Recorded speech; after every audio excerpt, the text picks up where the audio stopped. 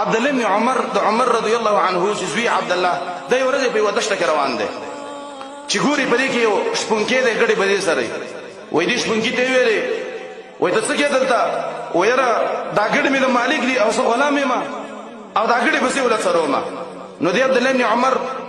اسی چلے وسره ورته ویلې چې ګوره د کار به وکړو ستا به دې ګډو کې وګړه مال راکا او موږ به دلته حلال کو غوښه به موږ وخورو او طالب پیسې درکو پیسې په جيب کې کېدا هغه ته د خصما ګډي پسې نه دي د مالک دي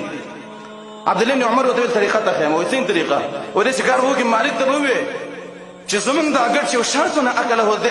زمونږ دا ګډ شرم خو خړو هغه تاسو څه دوربین نه لګولې چې خېمه تاوینه چې دا خرڅ کړي دي وې دی غلام ویلې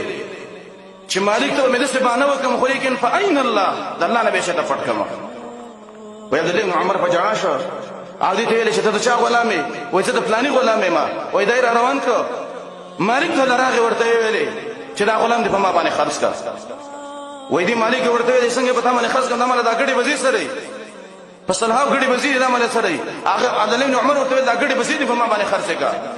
وې دا ګډي وزیر ته واغستلې او دا غلام هم ته واغست او به دې غلام ته ویلې چې ملګری اعد علیا